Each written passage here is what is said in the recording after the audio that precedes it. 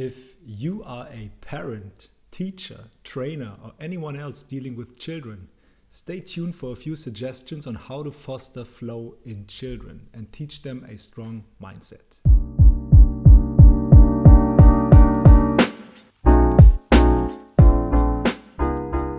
Hey there and welcome back. Today for a video on how to promote flow states in children.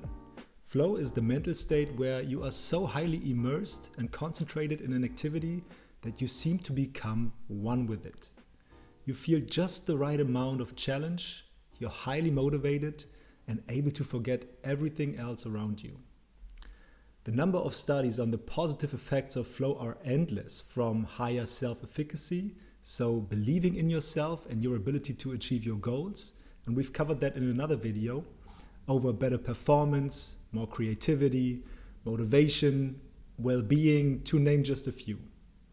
And of course, we love our children, either our own or also the ones we're working with, perhaps in school or kindergarten, to thrive, to be happy, and to grow. I am a father myself, and since I've been interested in the flow state for many years now, I'm often thinking about how to provide my daughter with the optimal conditions to find flow herself. That's why I looked into the research in that area and summarized what I found in this video today. And I try to make it as practical as possible so you get an idea of how to promote flow in your children too.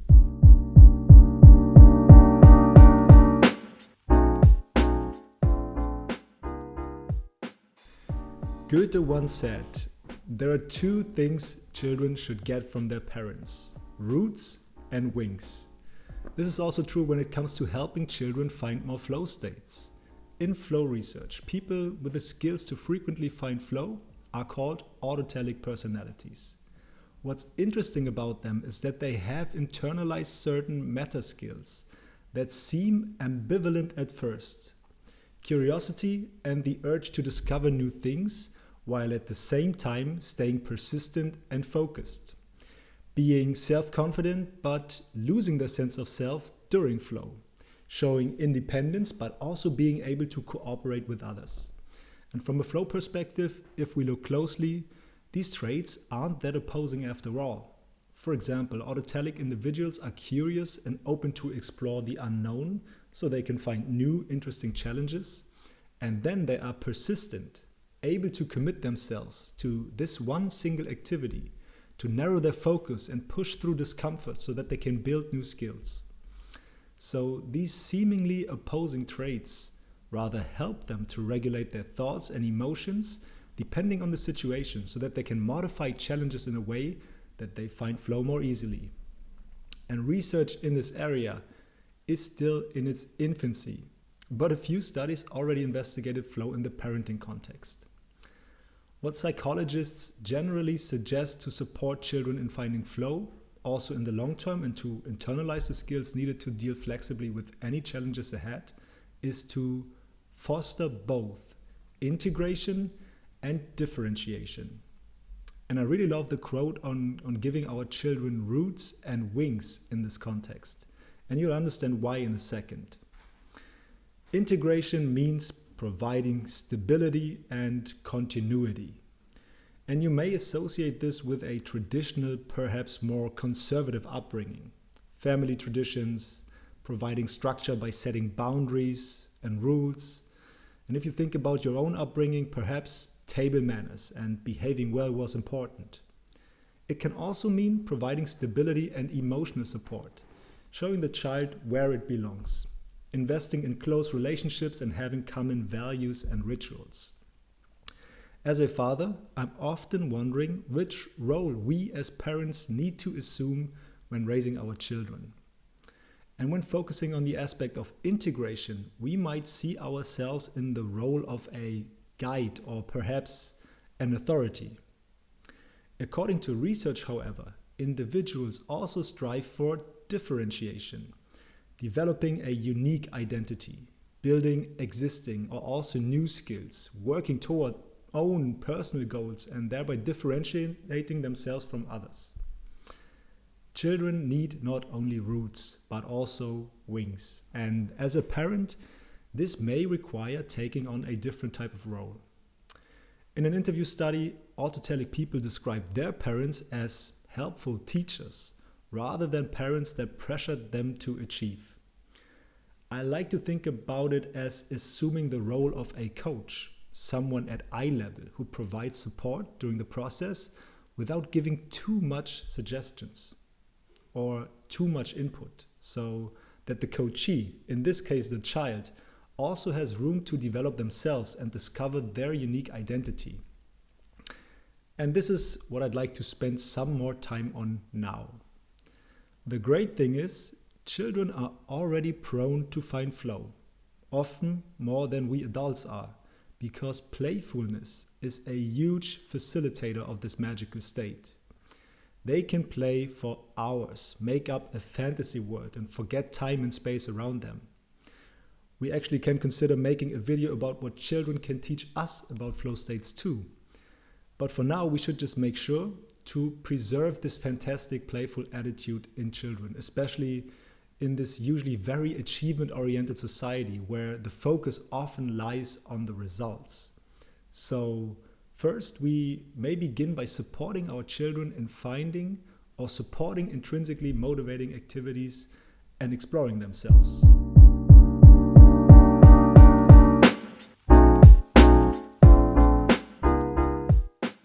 When it comes to strengthening self-determination and autonomy in your child, think about ways to support the activities your child already enjoys doing without the need for a push from us parents. What does your child intrinsically enjoy, and how can you support that? Where can they make their own decisions, perhaps take responsibility? And how can you celebrate them for their uniqueness and encourage them to overcome their fears and explore what they like? How can you provide them with opportunities to express themselves without limitations? When, for example, letting them draw, perhaps they don't spend their time on coloring pictures, except if they specifically want that, but instead also with a huge piece of paper and all sorts of paints and colors so they can fully express themselves. If they like acting, you may try to let them invent roles, depending on their age, even write scripts on their own. Because in fact, creativity and also the opportunity to become creative has been found to be associated with more flow. So speaking of creativity, there was a study showing that group singing not only reduces stress, but also increases flow at the individual level.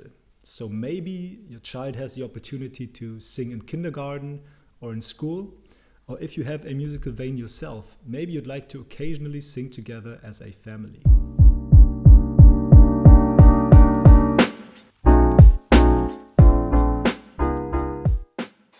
Another big part of self-exploration is the experience of frustration and how to deal with it.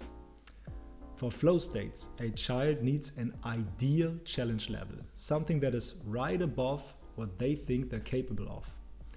And if it doesn't work at first, there may be quite some frustration involved, perhaps when playing an instrument and the tones are off, when struggling to find the balance while learning how to ride a bike, or being impatient while studying 101 or how to read.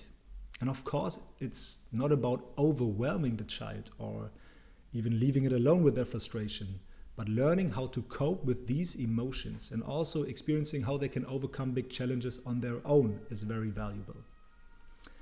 It strengthens their belief that they can achieve their goals. The more technical term for that is self-efficacy. I mentioned that earlier. They can make the experience that effort and perseverance play a huge part in their success and that they are able to control that, thereby strengthening a so-called growth mindset. And this way they'll also be able to likely accept new challenges in the future.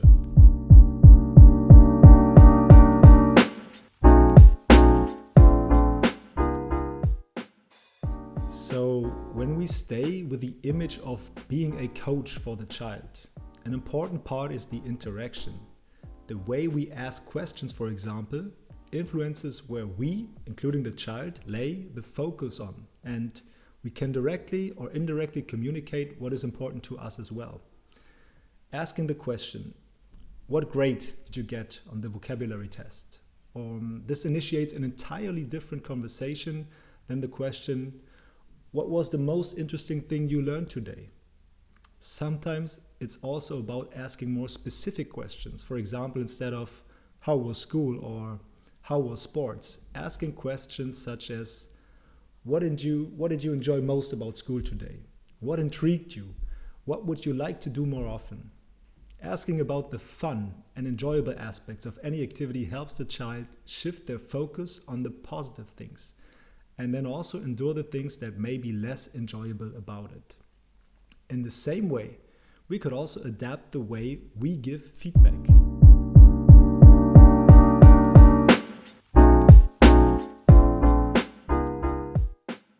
Many of us tend to say something like, amazing that you got a good grade, well done. Or, I'm very proud of you that you achieved that goal. And don't get me wrong, acknowledging successes certainly feels great. What shouldn't be missing though is to also praise the effort. Saying things like, I'm so proud of you that you overcame all these obstacles along the way. Look how far you've come. Or, you did so well today when you kept working although you felt stuck. What we praise can have an impact on our child's motivation. In a study by Lepper and colleagues in the 70s, 2 groups of children were asked to draw with colored pens, something most children would find intrinsically motivating. One group was, in addition, extrinsically motivated with a so-called good player award they could receive afterwards. Another group received an unexpected reward, and the third group was not rewarded at all. During a free play period, children who expected a reward played much less with the pens than the other 2 groups. In contrast, the group who didn't receive a reward at all continued playing with them. The researchers concluded that extrinsic rewards can undermine intrinsic motivation. In other words, if we praise the results and achievements rather than the process, the child may lose interest and motivation for that activity because engaging in the activity becomes dependent on receiving praise or rewards.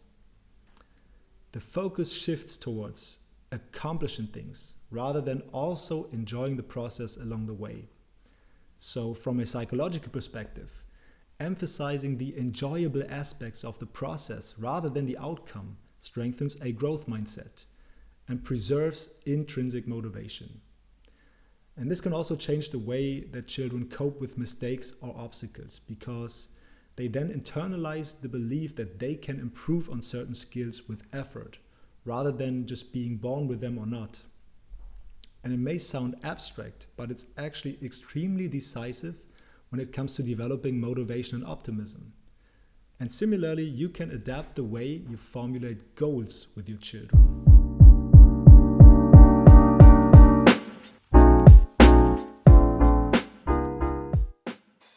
Psychologists usually distinguish between 4 types of goals along 2 dimensions: approach versus avoidance, and performance versus mastery goals. With approach goals, you want to achieve something great. Get a certain grade, be more confident, whatever it is. Avoidance goals are the complete opposite.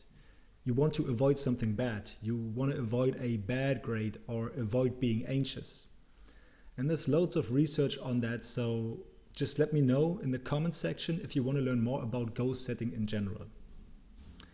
Then there are mastery goals that are focused on learning experience and on one's own standards of learning. Performance goals, on the other hand, are based on normative standards. So you may ask yourself how you're performing in relation to others around you. And again, there's a ton of research showing that mastery goals are in many cases more beneficial for your motivation, confidence, and also flow experience. Long story short, the ideal combination of goal setting seems to be setting mastery approach goals. So it's not about comparing oneself to others or not being worse than last time, but rather about improving, being better than last time, learning something new or developing a certain skill. So no matter whether in school, sports, music classes, or anything else, ask yourself whether the goal you formulated with the kid is focused on one, achieving something great rather than avoiding something bad. So for example, I want to learn how to bike without training wheels rather than I don't want to fall. And secondly, on learning rather than social comparison. Say, I want to be better than last time and bike on my own until the end of the street, instead of I want to be better than the neighbor's kid.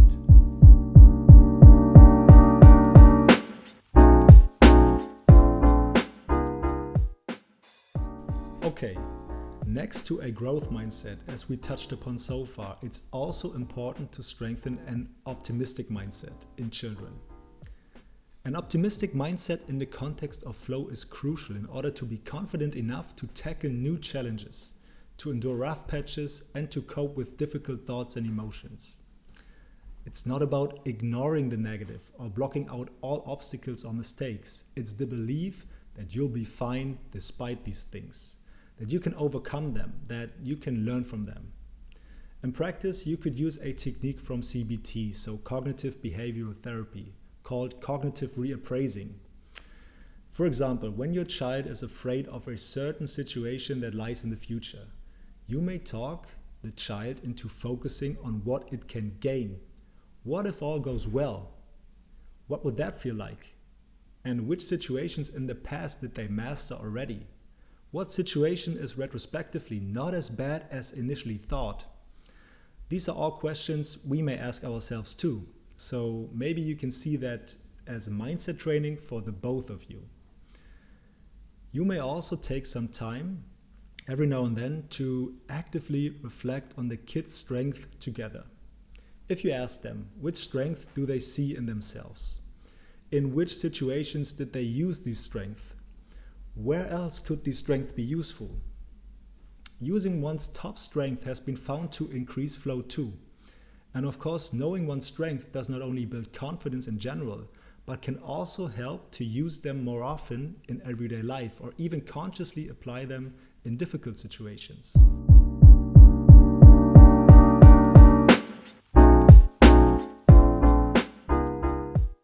And finally, a good emotional self-awareness and emotion regulation is conducive for flow. So if your child is too young for a reflection on their emotions, you can try to find a playful approach, perhaps letting them draw their emotions or draw themselves while mapping out emotions in their drawing too.